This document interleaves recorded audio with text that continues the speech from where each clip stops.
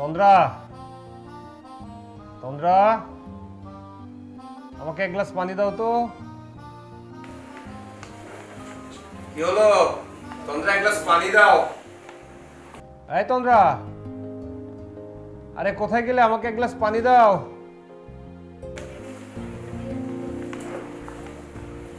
কি ব্যাপার, বাসা নেই নাকি? তন্দ্রা, কি ব্যাপার? কোথায় গিয়েছিলে? বাইরে গেছিলাম, একটা কাজ ছিল। আমাকে জানাতে পারতে কোথায় গিয়েছো। না জানিয়ে বাইরে গেছো, তারপরে ফোনটাও তোমার বন্ধ, আমি কল করে পাচ্ছি না। আসলে ফোন বন্ধ ছিল না, ফোনে চার্জ ছিল না, ওই জন্য এমনি বন্ধ হয়ে গেছে। শোনো, আগামীতে কোথাও গেলে আমাকে বলে যাবে, ঠিক আছে? বুঝলাম না, সবকিছু কি তোমাকে বলে করতে হবে? অবশ্যই করতে হবে। আরে বাবা, আমার তো দুশ্চিন্তা হয় নাকি? আর এটা তো তোমার দায়িত্বের মধ্যে পড়ে।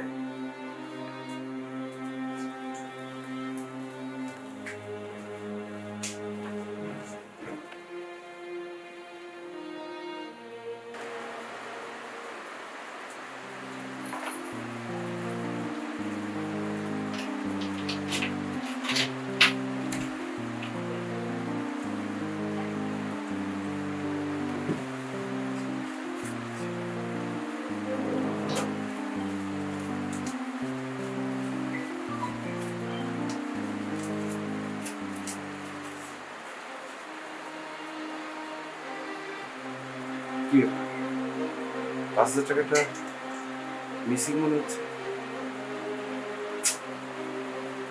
আচ্ছা,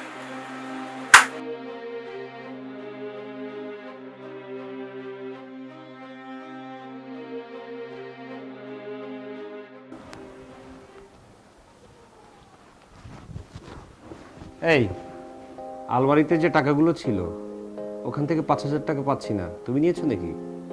ওই টাকাটা আমি নিয়েছি, একটু দরকার ছিল। তুমি টাকাটা নিয়েছো তো আমাকে জানাবে না? আচ্ছা, তুমি না জানিয়ে টাকা কেন খরচ করো বলো তো? মাত্র 5,000 টাকা নিতে তোমার অনুমতি নেওয়া লাগবে? আমি তো তোমার স্ত্রী নাকি? তুমি তো আগে এমন ছিলে না, হঠাৎ করে চেঞ্জ হয়ে গেলে কেন তুমি এভাবে? সময় সব সময় একরকম যায় না। আগামীতে আমার অনুমতি ছাড়া কিছু করবে না, ঠিক আছে? একটু শান্তিতে থাকতে দেয় না, যত সব ফালতু কোথাকার। আমি ফালতু না? হ্যাঁ, এখন তো আমাকে ফালতুই বলবা। 5,000 টাকা নিয়েছি, সেজন্য আমি ফালতু হয়ে গিয়েছি। হ্যাঁ, এখন তো আমাকে ভালোই লাগবেই না। কি দিয়েছো তুমি আমাকে জীবনে? কিছু দিয়েছো? 5,000 টাকা নিয়েছি, সেই জন্য শুধু ফালতু।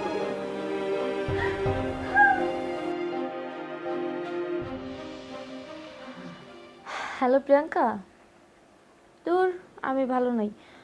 তুই কত সুখে আছিস, কত ভালো আছিস, তোর জামাই তোকে কত কিছু দেয়, কত টাকা পয়সা, কত অলংকার দেয়। আর আমার জামাই দেখ না, আর সকালে 5,000 টাকা নিয়েছি মাত্র, সেই জন্য আমার সঙ্গে যে কি বাজে ব্যবহার করলো তোকে আমি বোঝাতেই পারবো না।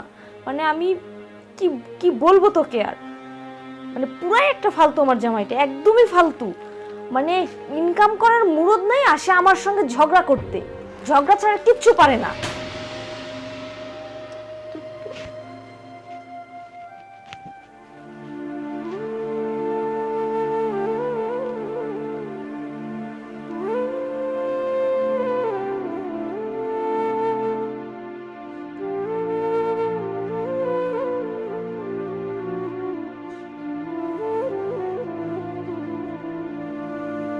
আমি কি আসলেই ফালতু? আমি কি আসলেই তোমাকে কিছু দেইনি? ঠিক আছে, আজ থেকে আমি সত্যিকারের ফালতু হয়ে যাব। তোমার যত টাকা লাগবে সব আমি দিব, তোমার যা ইচ্ছে তুমি তাই করো, কোনো কিছুতেই বাধা দিব না। আজ থেকে তুমি স্বাধীন, তোমাকে মুক্ত করে দিলাম। শুধু একটি কথা মনে রেখো, আজ থেকে তুমি আমার ভালোবাসা পাবে না, আমি ভালোবাসা বাইরে খুঁজবো।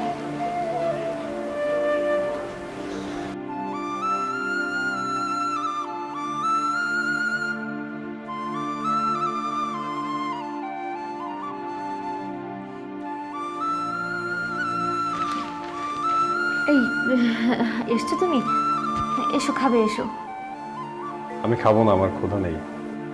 আরে এসো না, আমি তোমার জন্য বসে আছি। বললাম তো আমার ক্ষুধা নেই, আমার পেট ভরা। তাহলেও একটু খাও আমার সঙ্গে এসে। তোমার যদি ক্ষুধা লেগে থাকে তুমি খাও। খাও না, সব তো রেডি আছে। আমি খাবো না বলেছি, খাবো না।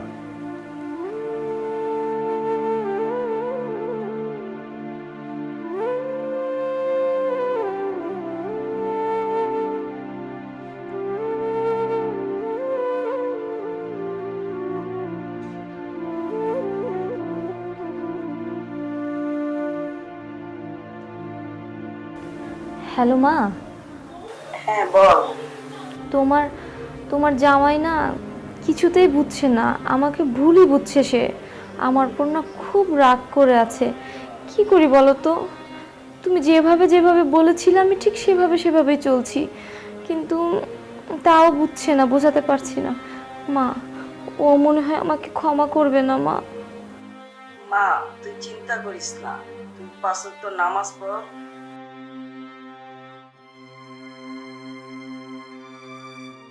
ঠিক আছে মা। আচ্ছা।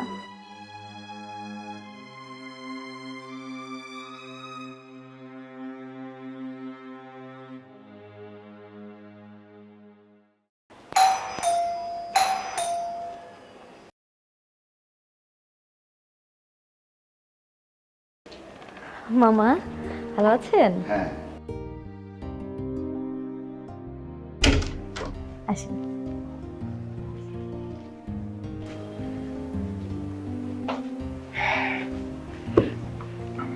বসে। কেমন আছো মা? এই তো মামা আছি। সোহান বাসায় নাই? না, ও কি যেন একটা কাজে বাইরে বের হয়েছে। আচ্ছা বৌমা, তোমার মনটা কি খারাপ? উম, না মামা, ভালোই আছি। না মানে আসলে মামা, আমি ওর সঙ্গে খুব খারাপ ব্যবহার করেছি। ও মনে হয় কখনো আমাকে ক্ষমা করবে না। আমার সংসারটা ভেঙেও যেতে পারে মামা। মন খারাপ করো না মা। সোহান খুব ভালো ছেলে, আর সংসার ভাঙা অত সহজ না। সংসার সুখের করতে একজন স্ত্রীর ভূমিকা অনেক। তুমি এক কাজ করো মা, পুরানো হাদিসে স্বামীর প্রতি স্ত্রীর কর্তব্য সম্বন্ধে কি লেখা আছে তা তুমি একটু ভালো করে পড়ো মা। আর কয়েকদিন ধরে সোহানের মনটা খুব খারাপ, কারণ ও ব্যবসায় লস খেয়েছে। আসলে সোহান আমার কাছে কিছু টাকা ধার চেয়েছিল, আমি সেই জন্যই এসেছিলাম এই টাকাটা দিতে। আর সোহান তো বাসায় নেই, তো ঠিক আছে টাকাটা তুমি রাখো, আর আমার কথা বললো আমি আসছিলাম। আর সব ঠিক হয়ে যাবে, কোনো চিন্তা করো না। আর কোনো সমস্যা হলে আমাকে টেলিফোন করো মা। জি মামা। আসি।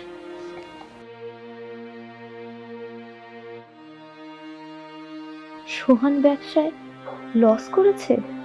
কই, সোহান তো এই বিষয়ে আমাকে কিছু বলেনি। আর এর মধ্যে আমি ওকে শান্তি না দিয়ে শুধু অশান্তি দিয়ে গেলাম।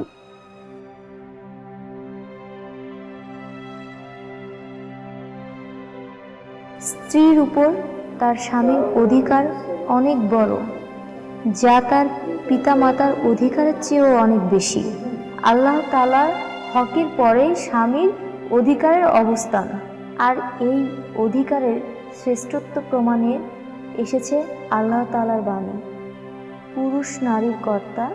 কারণ আল্লাহ তাআলা তাদের একে অপরের উপর শ্রেষ্ঠত্ব দান করেছে। সূরা আন-নিসা আয়াত 34।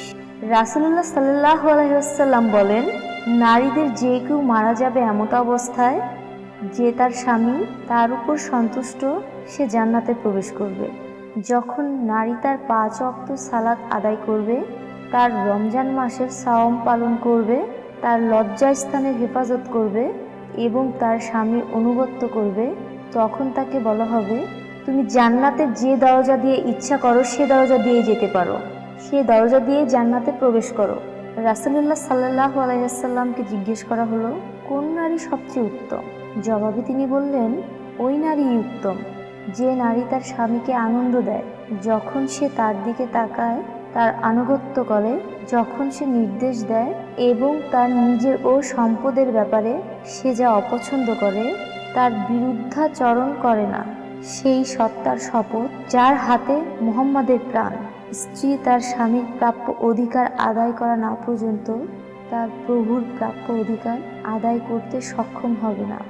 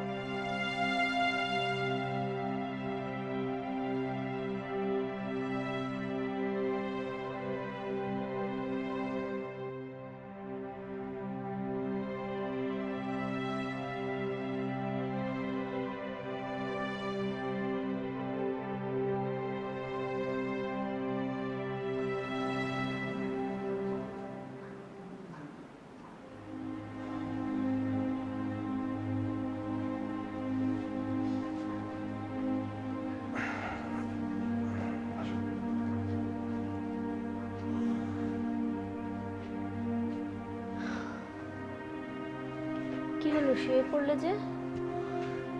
খাবার রেডি করা আছে, খেয়ে নিবে, চলো। আমার ক্ষুধা নেই।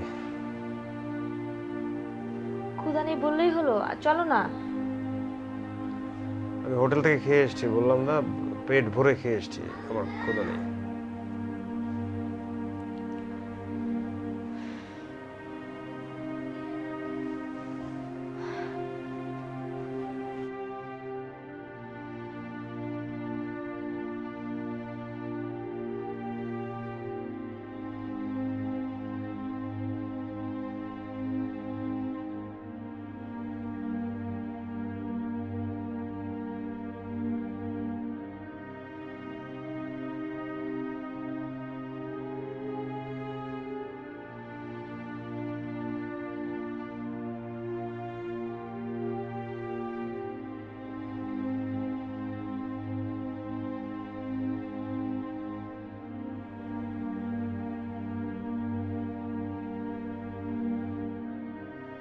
এই শোনো, ব্যবসায় তো লাভ লস থাকবেই, তার মানে কি অন্যের কাছে টাকা ধার নিতে হবে? এই নাও, এই গয়নাগুলো রাখো, আবার নতুন করে ব্যবসা শুরু করো। ব্যবসায় লাভ হলে তুমি আবার আমাকে কিনে দিও এগুলো।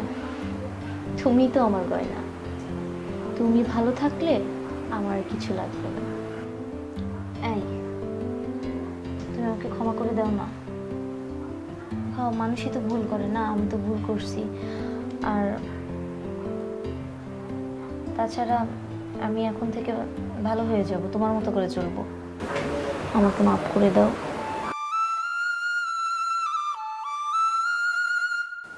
আমার খুব ক্ষুধা পেয়েছে, একটু খেতে দিবে?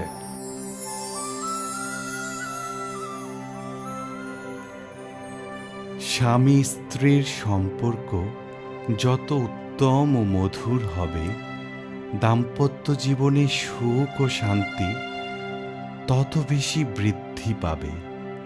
কুরআন এবং হাদিসের বিবরণ থেকে জানা যায় যে উত্তম স্ত্রী হল তারা যারা স্বামীকে যথাযথ সম্মান করে, কারণ পরস্পরের প্রতি যথাযথ সম্মানই দুনিয়া ও পরকালের সফলতা লাভের উপায়। অতঃপর স্বামীর ধন সম্পদ সংরক্ষণ করার পাশাপাশি নিজেদের সতীত্ব রক্ষায় সতর্ক থাকে। স্বামীর উপস্থিত কিংবা অনুপস্থিতিতে এই দুটি কাজ স্ত্রীর প্রধান কর্তব্য। স্বামী স্ত্রীর সম্পর্ক কতটা গাঢ় তার প্রমাণ কুরআন করিমে আল্লাহ তাআলা তা ঘোষণা করেন। তারা তোমাদের পোশাক স্বরূপ এবং তোমরাও তাদের পোশাক স্বরূপ। সূরা বাকারা আয়াত 187। সুতরাং স্ত্রীর উচিত স্বামীর উপস্থিত অনুপস্থিত সর্বাবস্থায় নিজের ইজ্জত আব্রুর হেফাজত করা, স্বামীর আনন্দে নিজেকে সম্পৃক্ত করা। হাদিসে পাকে এসেছে, রাসূলুল্লাহ সাল্লাল্লাহু আলাইহি ওয়াসাল্লাম বলেছেন, উত্তম স্ত্রী হল সেই যখন তুমি তার দিকে তাকাও তখন সে তোমাকে আনন্দিত করে, যখন তাকে আদেশ করো তখন সে আনুগত্য করে, আর যখন তুমি স্থানান্তরে যাও তখন সে তার ইজ্জত আব্রু রক্ষা করে এবং সম্পদ হেফাজত করে। মহান আল্লাহ আমাদের সমস্ত মুসলিম স্বামী স্ত্রীদেরকে সুখে শান্তিতে বসবাস করার তৌফিক দান করুন। আমিন।